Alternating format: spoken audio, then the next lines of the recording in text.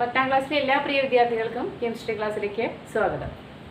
അപ്പോൾ നമ്മൾ ചർച്ച ചെയ്തുകൊണ്ടിരിക്കുന്നത് 10ാം ക്ലാസ്സിലെ 6ാമത്തെ അധ്യായമാണ് ഓർഗാനിക് കെമിസ്ട്രി. കഴിഞ്ഞ ക്ലാസ്സിലെ ഓർഗാനിക് കെമിസ്ട്രിയിലെ ഹൈഡ്രോ കാർബൺസ് ആണ് ചർച്ച ചെയ്തത്. അപ്പോൾ അതിൽ ആൽക്കെയിൻ എന്നുള്ള വിഭാഗത്തിലെ ആൽക്കെയിനുകളുടെ സ്ട്രക്ചർ ഘടന എഴുതാൻ പഠിച്ചു. അതുപോലെ കണ്ടൻസ്ഡ് ഫോർമുല എഴുതാൻ പഠിച്ചു, മോളിക്കുലർ ഫോർമുല എഴുതാനായിട്ട് പഠിച്ചു. ഈ ആൽക്കെയിനുകൾക്ക് എങ്ങനെയാണ് പേര് നൽകുന്നത്? നോമൻക്ലേച്ചർ ഓഫ് ആൽക്കെയിൻസ്, ആൽക്കെയിനുകളുടെ നാമകരണം എങ്ങനെയാണ് പേര് നൽകുന്നതെന്ന് നമുക്ക് നോക്കാം. അപ്പോൾ അതിന് മുമ്പായിട്ട് ഈ ബോർഡിൽ എഴുതിയിരിക്കുന്ന പോയിന്റ്സ് അത് എല്ലാവരും നോട്ട്ബുക്കിൽ എഴുതിയെടുക്കണം. അപ്പോൾ ആൽക്കെയിനുകൾക്ക് പേര് കൊടുക്കുന്നത് അതിലുള്ള കാർബൺ ചെയിനിലുള്ള depends on the number of carbon atoms on the carbon chain. Carbon ചെയിനിലുള്ള കാർബൺ ആറ്റങ്ങളുടെ എണ്ണത്തെ അടിസ്ഥാനമാക്കിയിട്ടാണ് ആൽക്കെയിനുകൾക്ക് പേര് നൽകുന്നത്. അപ്പോൾ ഒന്നാമത്തെ നോക്കുക, കാർബൺ ചെയിനിൽ ഒരു കാർബൺ ആറ്റാണെങ്കിൽ നമ്മൾ പേരിൻ്റെ കൂടെ മീത് ഉപയോഗിക്കും. മീത്. കാർബൺ ചെയിനിൽ 2 കാർബൺ ആറ്റാണെങ്കിൽ ഉപയോഗിക്കുന്ന വേർഡ് ഏതാണ്? ഈദ്. അപ്പോൾ ഈ വേർഡ്സിനെ പറയുന്നതാണ് വേർഡ് റൂട്ട്. വേർഡ് റൂട്ട് അഥവാ പദമൂലം. പേര് കൊടുക്കുമ്പോൾ ചേർക്കേണ്ട പദമൂലം എന്തിനെ ആശ്രയിച്ചിരിക്കുന്നു?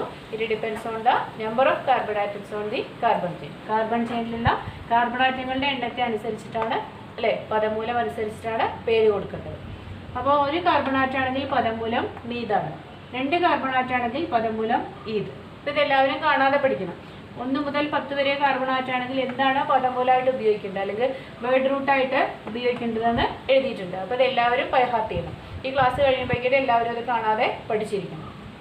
3 കാർബൺ ആറ്റാണെങ്കിൽ വേർഡ് റൂട്ട് പ്രൊപ്പാണ്, 4 കാർബൺ ആണെങ്കിൽ ബ്യൂട്ട്, 5 കാർബൺ ആണെങ്കിൽ പെൻറ്റ്, 6 ആണെങ്കിൽ ഹെക്സ്, 7 ആണെങ്കിൽ ഹെപ്റ്റ്, 8 കാർബൺ ആണെങ്കിൽ ഒക്റ്റ്, 9 കാർബൺ ആണെങ്കിൽ നോൺ, 10 കാർബൺ ആണെങ്കിൽ ഡെക്ക്. അപ്പോൾ അത് പെട്ടെന്ന് പഠിക്കും. എല്ലാവരും കാണാതെ പഠിച്ചു എന്ന് തന്നെ വിചാരിക്കുന്നു. വളരെ സിമ്പിളാണ്. അപ്പോൾ 5 കാർബൺ ആറ്റാണെങ്കിൽ എന്താ വേർഡ് റൂട്ട് എഴുതേണ്ടത്? പെൻറ്റാണ്. 8 കാർബൺ ആണെങ്കിൽ ഒക്റ്റ്, 10 ആണെങ്കിൽ ഡെക്ക്, 4 ആണെങ്കിൽ ബ്യൂട്ട്, 1 ആണെങ്കിൽ മീത്. ആ രീതിയിൽ പഠിക്കും. ഇനി പേര് എഴുതാനുള്ള ഒരു ഇക്വേഷൻ കൊടുത്തിട്ടുണ്ട്. പേര് എഴുതേണ്ടത് പദമൂലം പ്ലസ് എയിൻ എന്നാണ് കൊടുത്തിരിക്കുന്നത്. പദമൂലം പ്ലസ് എയിൻ അല്ലെങ്കിൽ വേർഡ് റൂട്ട് പ്ലസ് എയിൻ. അപ്പോൾ ഇവിടെ എഴുതിയിരിക്കുന്ന എക്സാമ്പിൾ ശ്രദ്ധിക്കുക. അപ്പോൾ ഒന്നാമത്തെ കാർബൺ ചെയിനിൽ ഒരു കാർബൺ ആറ്റാണെങ്കിൽ പദമൂലം എന്താണ്? മീതാണ്. അപ്പോൾ അതിനോട് കൂടി എങ്ങനെ എഴുതണം? Meth plus ane. അപ്പോൾ പേര് എഴുതുമ്പോൾ methane. Meth plus ane, methane. അതുപോലെ കാർബൺ ചെയിനിൽ 2 കാർബൺ ആറ്റാണെങ്കിൽ വേർഡ് റൂട്ട് എന്തായിരിക്കും? പദമൂലം എന്തായിരിക്കും? ഈതാണ്. അപ്പോൾ നമുക്ക് എങ്ങനെ എഴുതാം? Eth plus ane, ethane. Eth plus ane, ethane. ഇനി കാർബൺ ചെയിനിൽ 3 കാർബൺ ആറ്റാണെങ്കിൽ നമുക്ക് എങ്ങനെ എഴുതാം? പ്രൊപ്പാണ് അല്ലേ. അപ്പോൾ prop plus ane, propane. Prop plus ane, propane. അപ്പോൾ എഴുതേണ്ട രീതി മനസ്സിലായെന്ന് വിചാരിക്കുന്നു. അപ്പോൾ ഇതിനെ അടിസ്ഥാനമാക്കിയിട്ടാണ് നമ്മൾ കഴിഞ്ഞ ക്ലാസ്സിൽ കുറേ ഹൈഡ്രോ കാർബണുകളുടെ ഘടന വരച്ചത് അല്ലേ. അപ്പോൾ ഘടന വരച്ചപ്പോൾ മീതെയിൻ വരച്ചു, ഈതെയിൻ, പ്രൊപ്പൈൻ, പിന്നെ 4 കാർബൺ ആറ്റാണെങ്കിൽ വേർഡ് റൂട്ട് എന്താണ്? ബ്യൂട്ടാണ്. അപ്പോൾ നമുക്ക് എങ്ങനെ ഉറപ്പായിട്ട് എങ്ങനെ എഴുതാം? ബ്യൂട്ടൈൻ. 5 കാർബൺ ആറ്റാണെങ്കിൽ പെൻറ്റാണ്. അപ്പോൾ പേരെങ്ങനെ എഴുതാം? പെൻറ്റെയിൻ. 6 കാർബൺ ആണെങ്കിൽ ഹെക്സാണ്. അപ്പോൾ പേരെങ്ങനെ എഴുതാം? ഹെക്സൈൻ. 7 കാർബൺ ആറ്റാണ് കാർബൺ ചെയിനെങ്കിൽ വേർഡ് റൂട്ട് ഹെപ്റ്റാണ്. അപ്പോൾ എങ്ങനെ എഴുതാം? ഹെപ്റ്റെയിൻ. 8 കാർബൺ ആറ്റാണെങ്കിൽ ഒക്റ്റ് എന്നാണ് വേർഡ് റൂട്ട്. അപ്പോൾ നമുക്ക് അത് എങ്ങനെ എഴുതാം? ഒക്റ്റെയിൻ. 9 കാർബൺ ആറ്റാണെങ്കിൽ എങ്ങനെ എഴുതാം? നോൺ എന്നാണ് വേർഡ് റൂട്ട് അല്ലേ. അപ്പോൾ നൊണൈൻ. 10 കാർബൺ ആറ്റാണെങ്കിൽ വേർഡ് റൂട്ട് എന്താണ്? ഡെക്കാണ്. അപ്പോൾ ഡെക്കൈൻ എന്ന് എഴുതാം. അപ്പോൾ ഇത്രയും പേര് നമ്മളെ കഴിഞ്ഞ ക്ലാസ്സിൽ എഴുതിയിട്ടുണ്ട് പേര്. അപ്പോൾ ആ പേര് വന്ന രീതി എല്ലാവർക്കും മനസ്സിലായെന്ന് വിചാരിക്കുന്നു. പേര് എഴുതാനായിട്ട് ആദ്യം ശ്രദ്ധിക്കേണ്ടത് വേർഡ് റൂട്ട് പഠിക്കുക. അപ്പോൾ കാർബൺ ചെയിനിൽ 6 കാർബൺ ആറ്റാണ്. ഒരു സ്ട്രക്ചർ തന്നിട്ട് പേര് എഴുതാൻ ചിലപ്പോൾ ചോദിക്കും. അപ്പോൾ 6 കാർബൺ ആറ്റാണെങ്കിൽ നമുക്ക് നോക്കിയിട്ട് എന്താ അറിയണം? 6 എണ്ണം ഉണ്ടെങ്കിൽ എന്താണ് പേര് എഴുതേണ്ടത്? ഹെക്സ് ആണെന്ന് അറിയണം. അതിനോടുകൂടി ANE ചേർക്കുമ്പോൾ ഹെക്സൈൻ എന്ന് എഴുതാനായിട്ട് അറിയണം. 2 ക്വസ്റ്റ്യൻസ് എഴുതിയിട്ടുണ്ട്. 2 ക്വസ്റ്റ്യൻസ്. അപ്പോൾ സ്ട്രക്ചറാണ് തന്നിരിക്കുന്നത് അല്ലേ. സ്ട്രക്ചർ തന്നിട്ട് ഇതിൻ്റെ കോമ്പൗണ്ടിൻ്റെ പേരെന്താണ് പറയാം. അപ്പോൾ നമുക്കറിയാം കാർബൺ ആറ്റങ്ങൾക്കിടയ്ക്ക് ഏകബന്ധനാണുള്ളത്, സിംഗിൾ ബോണ്ടാണുള്ളത്. 2 ക്വസ്റ്റ്യനിലും അങ്ങനെയാണ്. സിംഗിൾ ബോണ്ട് ആയതുകൊണ്ട് അല്ലെങ്കിൽ ഏകബന്ധനം ആയതുകൊണ്ട് അത് ഏത് വിഭാഗത്തിൽ പെടുന്നു?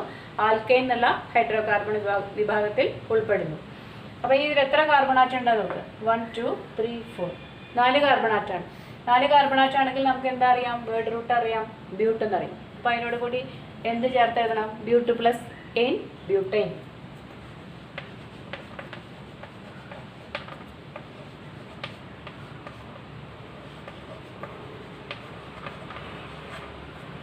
അതുപോലെ സെക്കൻഡ് ക്വസ്റ്റ്യൻ, എത്ര കാർബൺ ഉണ്ടെന്ന് നോക്കുക. ആൽക്കെയിൻ ആണെന്ന് കാണുമ്പോൾ തന്നെ തിരിച്ചറിയാം, കാരണം സിംഗിൾ ബോണ്ടാണ്. കാർബൺ കാർബണിന് ഇടയ്ക്ക് സിംഗിൾ ബോണ്ടാണ്, ഏകബന്ധനാണ്. അപ്പോൾ എത്ര കാർബൺ ഉണ്ട്? 1 2 3 4 5 6, 6 കാർബൺ ആറ്റം ഉണ്ട്. അപ്പോൾ വേർഡ് റൂട്ട് എന്തായിരിക്കും? 6 എണ്ണാണെങ്കിൽ ഹെക്സ് എന്നാണ് അല്ലേ? ഹെക്സ് ആണ്. അപ്പോൾ നമുക്ക് എങ്ങനെ എഴുതാം? പേര് എങ്ങനെ എഴുതാം? ഹെക്സൈൻ.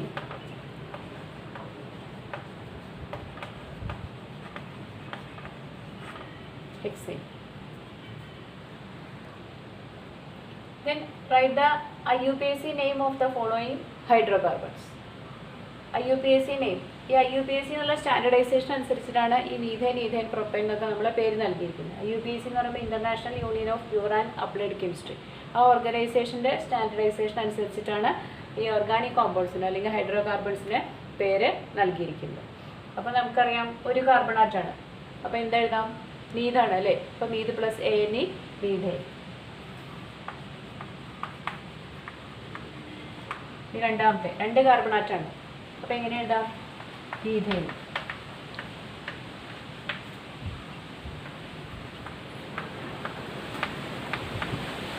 ഇനി 3 കാർബൺ ആറ്റാണ്. 3 കാർബൺ ആറ്റാകുമ്പോൾ പേര് എഴുതാം? പ്രൊപ്പൈൻ.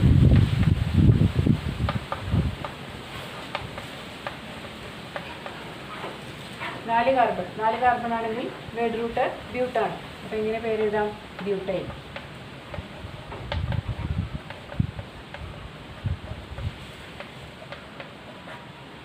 ഇനി ഇവിടെ 5 കാർബൺ ആറ്റമുണ്ട്. 5 കാർബൺ ആറ്റാണെങ്കിൽ പേരെന്തെഴുതാം? പെൻറ്റൈൻ.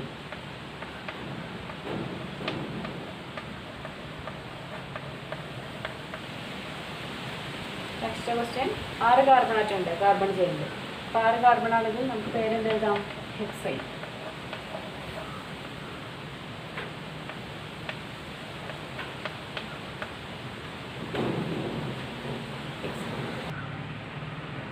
അപ്പോൾ ആൽക്കെയിൻ എന്നുള്ള കാറ്റഗറിയിൽ സ്ട്രക്ചർ എഴുതാനും പേരെഴുതാനും നമ്മൾ പഠിച്ചു കഴിഞ്ഞു.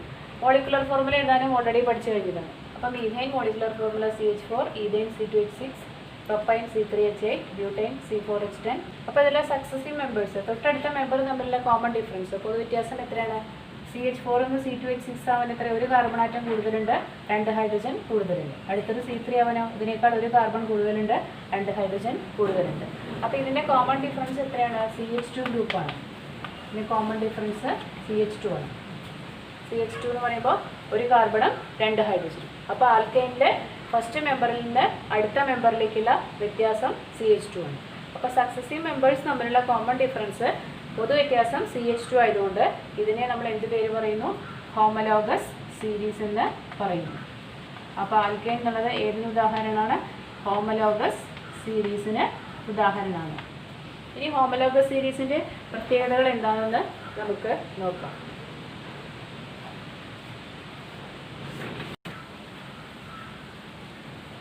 See the characteristics of a homologous series.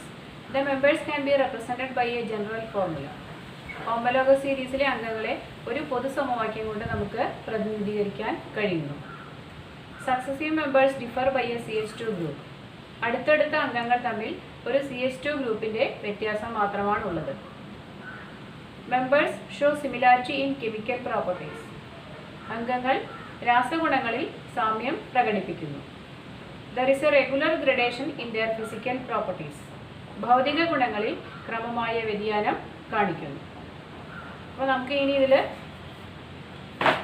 പ്രധാനമായിട്ട് ഡിസ്കസ് ചെയ്യാനുള്ളത് ഒരു പൊതു സമവാക്യം കൊണ്ട് സൂചിപ്പിക്കുന്നു എന്ന് പറഞ്ഞിട്ടുണ്ട്. അപ്പോൾ പൊതു സമവാക്യം ഏതാണെന്നൊന്ന് നോക്കാം.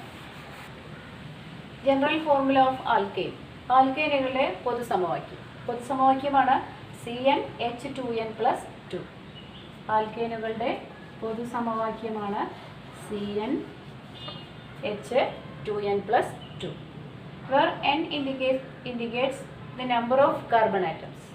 ഇതിൽ എന്ന് പറയുന്നത് കാർബൺ ആറ്റങ്ങളുടെ എണ്ണത്തെയാണ് സൂചിപ്പിക്കുന്നത്. അപ്പോൾ കാർബൺ ആറ്റങ്ങളുടെ എണ്ണം 1 കൊടുക്കുമ്പോൾ കറസ്പോണ്ടിങ് എത്ര ഹൈഡ്രജൻ ഉണ്ടെന്ന് കണ്ടുപിടിക്കും. അല്ലെങ്കിൽ കാർബൺ ആറ്റങ്ങളുടെ എണ്ണം 2 കൊടുക്കുമ്പോൾ കറസ്പോണ്ടിങ് എത്ര ഹൈഡ്രജൻ ഉണ്ടെന്ന് കണ്ടെത്താം. അപ്പോൾ നമുക്ക് നോക്കാം. Example n = 2. അതായത് കാർബൺ ചെയിനിൽ 2 കാർബൺ ആറ്റം ആണെങ്കിൽ എങ്ങനെയായിരിക്കും? അപ്പോൾ C2H2n 2 × 2 + 2. അപ്പോൾ 2 × 2 എന്ന് പറയുമ്പോൾ 4 + 2 6 C2H6.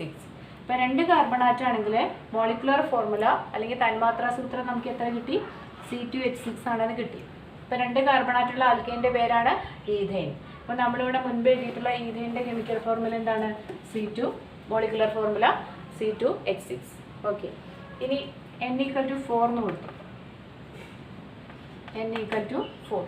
അപ്പോൾ C4H 2 × 4 + 2. C4 2 × 4 8 + 2 10. C4H10. C4H10 എന്ന് പറയുമ്പോൾ 4 കാർബൺ ആറ്റം ആണെങ്കിൽ വേർഡ് റൂട്ട് എന്താണ്? ബ്യൂട്ടാണ്. അപ്പോൾ 4 കാർബൺ ആറ്റമുള്ള ആൽക്കൈൻ്റെ പേരാണ് ബ്യൂട്ടൈൻ. അപ്പോൾ ബ്യൂട്ടൈൻ്റെ മോളിക്കുലർ ഫോർമുല നമുക്ക് എത്ര കിട്ടി? Butyne C4H10. ഇനി അപ്പോൾ ആൽക്കൈനുകളുടെ ജനറൽ ഫോർമുല മനസ്സിലായെന്ന് വിചാരിക്കുന്നു.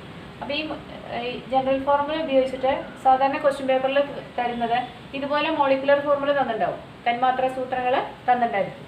ഈ തന്മാത്രാ സൂത്രം നോക്കിയിട്ട് അത് ആൽക്കൈനാണോ ആൽക്കീനാണോ എന്ന് തരംതിരിച്ച് എഴുതാനായിട്ട് ചോദിക്കും. അപ്പോൾ നമുക്ക് ഒറ്റ നോട്ടത്തിൽ എങ്ങനെ കണ്ടുപിടിക്കാം? അപ്പോൾ വേണ്ടത് ഈ ഫോർമുലയിൽ സബ്സ്റ്റിറ്റ്യൂട്ട് ചെയ്ത് കൊടുക്കണം. കാർബൺ ആറ്റങ്ങളുടെ എണ്ണം സബ്സ്റ്റിറ്റ്യൂട്ട് ചെയ്യുമ്പോൾ കറസ്പോണ്ടിങ് ഹൈഡ്രജൻ്റെ എണ്ണം കിട്ടും. ആ ഹൈഡ്രജൻ്റെ എണ്ണം ഇവിടെ തന്നിരിക്കുന്നതുമായിട്ട് മാച്ച് ചെയ്യുന്നുണ്ടോ എന്ന് നോക്കുക. അപ്പോൾ ഇവിടെ എളുപ്പത്തിൽ എങ്ങനെ ചെയ്യാം? ഇപ്പോൾ C2H6 ആണല്ലേ, CH2n. അപ്പോൾ ഇതിൻ്റെ ഇരട്ടിയാണ്. 2 കാർബൺ ആണെങ്കിൽ അതിൻ്റെ ഇരട്ടിയാണ് ഹൈഡ്രജൻ വേണ്ട. അതിനോട് കൂടി എന്ത് വേണം? +2. ഇവിടെ 2ൻ്റെ ഇരട്ടി വരുമ്പോൾ 4, അതിനോട് കൂടി 2 കൂട്ടിയ 6. ആ രീതിയിലാണ് മനസ്സിലാകുന്നത്. 4 കാർബൺ ആണെങ്കിൽ അതിൻ്റെ ഇരട്ടി 8 ഹൈഡ്രജൻ, അതിൻ്റെ കൂടെ +2 എന്ന് പറയുമ്പോൾ 10. അപ്പോൾ ആൽക്കൈനുകളെ മോളിക്കുലർ ഫോർമുല കണ്ടാൽ തിരിച്ചറിയാൻ സാധിക്കുമെന്ന് കരുതുന്നു. അപ്പോൾ ഇന്നത്തെ ക്ലാസ്സിൽ പ്രധാനമായിട്ടും നമ്മൾ ചർച്ച ചെയ്തത് ആൽക്കൈനുകളുടെ നോമൻക്ലേച്ചർ ഓഫ് ആൽക്കൈൻ, ആൽക്കൈനുകൾക്ക് എങ്ങനെയാണ് പേര് കൊടുക്കുന്നതെന്ന് മനസ്സിലാക്കി. അപ്പോൾ പേര് തന്നു കഴിഞ്ഞാൽ നമുക്ക് അവയുടെ ഘടന എഴുതാനും അറിയാം അല്ലേ? സ്ട്രക്ചർ എഴുതാനും പഠിച്ചു കഴിഞ്ഞു. സ്ട്രക്ചർ കിട്ടിക്കഴിഞ്ഞാൽ ആൽക്കൈനുകൾക്ക് പേരെഴുതാനും മനസ്സിലാക്കി. പിന്നീട് ഹോമോലോഗസ് സീരീസ് എന്താണ് മനസ്സിലാക്കി. പിന്നെ ഹോമോലോഗസ് സീരീസിന് ശേഷം ആൽക്കൈനുകളുടെ പൊതുസമവാക്യവും കണ്ടെത്തി. അപ്പോൾ ഈ പൊതുസമവാക്യം ഉപയോഗിച്ചിട്ട് മോളിക്കുലർ ഫോർമുല കിട്ടിക്കഴിഞ്ഞാൽ അത് ആൽക്കൈനാണോ അല്ലേന്ന് തിരിച്ചറിയാനും എല്ലാവർക്കും മനസ്സിലായി എന്ന് കരുതുന്നു. അപ്പോൾ ബാക്കി പാഠഭാഗം നമുക്ക് അടുത്ത ക്ലാസ്സിൽ ചർച്ച ചെയ്യാം.